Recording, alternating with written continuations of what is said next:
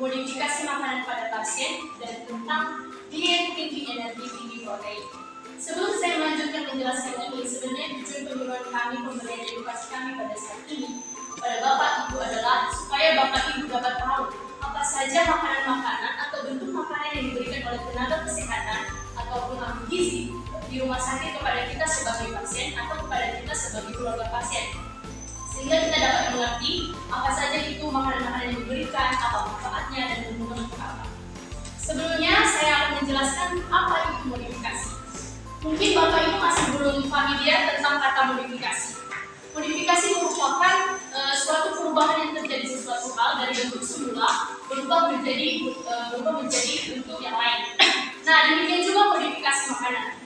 Perubahan sesuatu makanan dari bentuk semula menjadi bentuk yang lain. Misalnya, bentuk makanan dalam bentuk nasi dapat dihaluskan dan menjadi suatu nasi yang lebih halus lagi, misalnya seperti bubur ataupun blender, itu bisa halus dan berfungsi bagi kita yang mengalami suatu penyakit, sehingga yang kita konsumsi itu benar-benar dapat kita makan. Jadi makanan apa yang kita makan itu bergantung pada apa penyakit kita. Kemudian yang kami jelaskan di sini adalah diet tinggi energi tinggi protein. Apa sih itu diet tinggi energi tinggi protein? Kita ketahui diet ini merupakan pengurangan makanan dari bentuk sebelumnya. Mungkin kita mengalami yang namanya kelebihan atau kekurangan protein. Jadi kita perlu melakukan diet sehingga tidak terjadi kerusakan jaringan dalam tubuh kita. Nah, diet tinggi energi tinggi protein adalah diet yang mengandung energi dan protein di atas kebutuhan normal. Mungkin sebelumnya masalah yang terjadi pada kita atau Bapak Ibu di tempat ini mengalami proteinnya terlalu tinggi atau terlalu rendah, maka dilakukan diet, yaitu dalam bentuk makanan kita. Apa saja yang kita makan harus diketahui atau harus dirancang oleh tenaga kesehatan, sehingga penyakit yang ada dalam tubuh kita itu tidak akan semakin parah, melainkan akan semakin membaik. Nah, diet ini juga dapat diberikan seperti makanan tambahan protein. Contoh tambahan makanan protein seperti susu, telur, dan juga daging. Kemudian, apa sih tujuan pemberian diet tinggi energi tinggi protein ini kepada kita sebagai pasien atau kita dapat memahami sebagai keluarga pasien? Yaitu untuk memenuhi kebutuhan energi, kemudian untuk memperbaiki sel jaringan tubuh yang rusak. Selain itu juga, ini dapat menambah berat badan secara normal, sehingga tidak ada yang namanya kesalahan-kesalahan dalam sel jaringan tubuh kita. Kemudian Bapak Ibu, sebelum saya melanjutkan menjelaskan apa itu diet tinggi energi tinggi protein, yang harus kita ketahui dan kita pahami di diet ini yang berfungsi atau berperan utama adalah tentang makanan kita. Golongan makanan ini terdiri dari dua jenis, yaitu makanan biasa dan makanan khusus. Makanan biasa mungkin sering kita makannya dalam kehidupan sehari-hari kita yang masih belum terkena penyakit, seperti makanan yang terdiri dari nasi, sayur, ikan, dan lain sebagainya. Kemudian makanan khusus adalah makanan yang telah dimodifikasi dan diberikan kepada pasien berdasarkan apa penyakitnya. Dan makanan khusus ini diberikan kepada contoh yang telah saya jelaskan tadi pada pasien diet tinggi energi dan tinggi protein. Kemudian kami akan menjelaskannya satu persatu. Pertama adalah makanan khusus. Makanan khusus ini tadi setelah saya jelaskan, contohnya bisa diberikan kepada pasien yang akan menjalani program diet energi diet tinggi protein. Yang harus diperhatikan dalam makanan khusus ini yang harus dilakukan kepada pasiennya adalah perubahan konsistensi pada makanannya. Misalnya makanannya akan menjadi lunak seperti makanan saring dan juga makanan cairan. Kemudian adalah penambahan atau pengurangan energi. Jadi penambahan dan pengurangan energi ini kita sesuaikan berdasarkan apa sih kebutuhan pada pasien. Jika mungkin kalorinya tinggi, maka makanan yang kita berikan kepada pasien yang harus rendah sehingga tidak akan bertabrakan. Kemudian adalah penambahan atau pengurangan jenis makanan. Misalnya pada penyakit kadar gula darah tinggi, mungkin yang dapat diberikan kepada pasien tersebut makanan yang baik adalah seperti beras merah dan yang tidak mengandung kadar gula darah yang tinggi. Kemudian adalah perubahan komposisi zat gizi. Misalnya pada contoh tadi lagi adalah yang ada gula darah tinggi, jangan lagi mengkonsumsi makanan yang mengandung gula yang berlebihan. Kemudian adalah pengurangan atau perubahan juga dalam frekuensi makanan. Misalnya jumlah makanannya dari yang semula 1 porsi akan dilakukan dengan namanya pengurangan seperti setengah porsi atau lain sebagainya yang diketok oleh tenaga kesehatan. Kemudian adalah yang terakhir, penghilangan atau tantangan makanan spesifik. Ini yang harus diperhatikan Bapak Ibu, karena tidak semua manusia itu dapat mengkonsumsi segala jenis makanan dengan baik. Pasti ada saja respon tubuh entah itu baik ataupun tidak. Misalnya ada beberapa dari Bapak Ibu yang mungkin alergi telur, alergi ikan asin. Ini yang harus diperhatikan. Hal-hal yang dapat dilakukan adalah dengan mengganti makanan tersebut menjadi makanan yang lebih baik. Kemudian adalah jenis makanan standar khusus di rumah sakit. Nah, kami akan menjelaskan tentang makanan-makanan khusus yang di rumah sakit supaya Bapak Ibu juga tidak akan bingung ketika nanti di rumah sakit diberikan makanan apa saja, dan akan dijelaskan kepada teman kami pemateri. Terima kasih kesempatan kepada saya. Sebenarnya saya sendiri sebagai pemateri juga. Di sini saya akan menjelaskan tentang pemenuhan modifikasi untuk makanan pasien di rumah sakit dengan tinggi protein. Jadi, adapun jenis makanan standar khusus rumah sakit, yang pertama adalah makanan biasa, makanan lunak, dan makanan sari dan makanan cair. Di sini saya akan menjelaskan satu persatu apa itu yang dimaksud dengan makanan biasa, lunak, cair maupun cair. Jadi makanan biasa ini merupakan makanan yang sering kita konsumsi sehari-hari, misalnya nasi. Jadi makanan biasa ini merupakan dasar untuk modifikasi makanan khusus. Makanan biasa dapat memenuhi kebutuhan pasien. Adapun susunan makanan biasa ini sama dengan makanan tradisional di rumah. Susunan zat gizi seimbang mengandung semua golongan zat gizi. Jadi makanan biasa ini mengandung serat dalam jumlah yang cukup dan bentuk makanan pokok nasi. Nah, adapun tujuan makanan biasa ini yaitu mencegah dan mengurangi kerusakan jaringan tubuh. Jadi, dengan mengonsumsi makanan biasa dapat mencegah dan mengurangi kerusakan jaringan tubuh. Dan syaratnya yaitu yang pertama, energi sesuai dengan kebutuhan normal. Adapun proteinnya 10-12%, lemak 10-25%, dengan karb 60-70%. Cukup mineral, vitamin, kaya serat, tidak berangsang saluran cerna. Kemudian makanan lunak. Makanan lunak ini merupakan makanan tekstur yang mudah dikunyah, ditelan, dan mudah dicerna bagi tubuh kita. Adapun makanan lunak ini memiliki susunan zat gizi seimbang dengan memiliki kandungan serat dan selulosa lebih rendah daripada makanan biasa.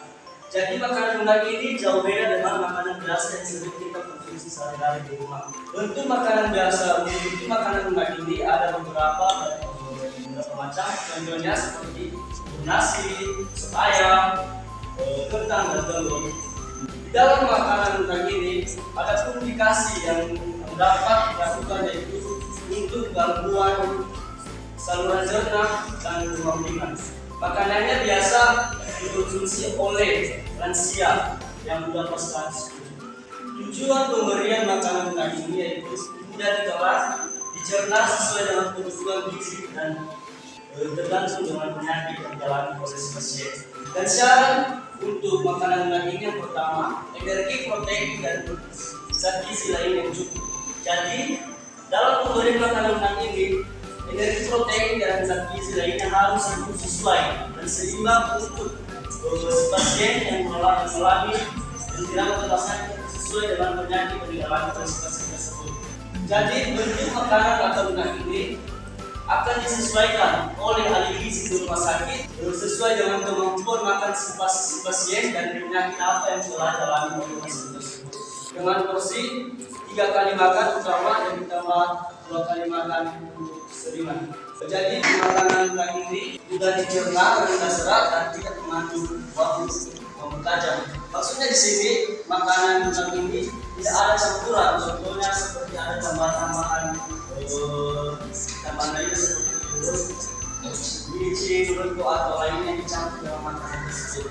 Makanan saring. Makanan saring ini merupakan makanan sering padat yang mempunyai tekstur lebih halus dibanding dengan makanan lunak.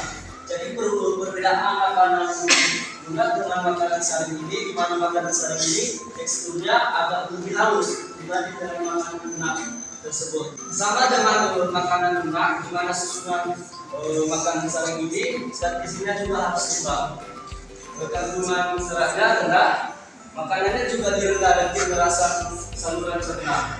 Jadi ada indikasi makanan saring yang diproduksi pasien, yaitu pasien yang mengalami saluran cerna sedang dan suhu tinggi. Pasien tidak bisa dimana pasien yang tidak bisa mengunyah. Makanan saring ini memiliki kandungan gizi lebih rendah dibanding dengan jenis makanan lainnya. Jadi perbedaan antara makanan lunak dengan makanan saring. Selanjutnya, di sini tertera tujuan pemberian makanan saring, yaitu makanan semi padat sejumlah yang mendekati kebutuhan gizi pasien untuk jangka waktu pendek. Adaptasi terhadap makanan yang lebih padat. Adapun caranya, yang pertama, hanya untuk jangka waktu singkat. Contohnya 1-3 hari. Kurang memenuhi gizi diantaranya energi, serat, gizi dan vitamin. Rendah serat, bentuk saring ilegal, porsi kecil dan sering dikonsumsi hanya dalam 6-8 hari. Nah, selanjutnya makanan cair. Mungkin Bapak Ibu tidak asing lagi dengan apa itu makanan cair ini, yaitu makanan yang mempunyai konsisten cair, konsisten yang lebih cair dibanding dengan makanan lunak dan makanan sehari-hari. Nah, di makanan cair ini ada 3 bagian lagi. Yang pertama makanan cair jernih, makanan cair redup dan makanan cair pekat. Pertama, makanan cair jernih ini. Makanan cair jernih ini contohnya seperti sop tahu ayam. Dimana maksud dari apa makanan cair jernih ini adalah makanan yang disajikan dalam bentuk cairan jernih pada suhu ruang dengan kandungan sisa minimal dan tembus pandang tidak diletakkan dalam wadah ini. Nah, artinya makanan yang cair jernih ini jika kita kasih dalam wadah yang bisa dicemur cahaya, bisa kita lihat dan berbeda dengan makanan jenis lainnya seperti makanan lunak dan saring. Adapun dikasih dalam makanan cair jernih ini, yaitu untuk pasien postoperasi sebagai awal pemberian makanan oral. Maksud dari postoperasi ini merupakan pasien yang telah selesai dilakukan dengan pembedahan di ruang bedah atau pasien yang telah dioperasi. Jadi makanan yang cocok dan diberikan kepada pasien yang telah dioperasi yaitu makanan cair jernih. Selanjutnya makanan cair jernih.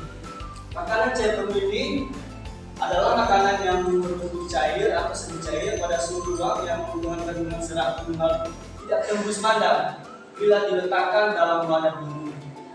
Nah, perbedaan makanan cair jernih ini yaitu kandungan seratnya minimal dan tidak tembus pandang. Selanjutnya makanan cair pekat. Makanan cair pekat ini dilakukan pada pasien yang tidak dapat makan melalui mulut karena baik di spaidia, aspirasi mulut, gangguan kesadaran, atau tidak mau makan. Makanan ini berupa cairan pekat buah dan campuran beberapa golongan bahan makanan seperti makanan pokok atau minyak lemak, buah dan sayuran yang berbagai gula. Nah, demikian penyampaian materi kami tentang modifikasi makanan ini. Untuk lebih jelasnya kami ada video di sini agar Bapak Ibu juga lebih paham tentang bagaimana cara modifikasi untuk makanan pasien rumah sakit dan diet tinggi energi dan tinggi protein. Diet itu masuk hormon kan. Nah, ini diet PSBP ini dilakukan di rumah sakit. Dia diet tinggi energi tinggi protein. Maksudnya diet yang dilakukan itu mengkonsumsi makanan yang tinggi energi tinggi protein. Nah, penyakit apa saja yang membutuhkan protein tinggi? Kalau kita ya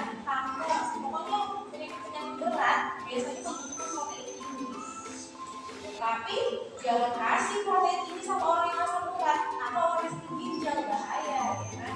Nggak boleh orang yang sakit ginjal, yang asam urat mengkonsumsi protein. Nah, dia udah beda.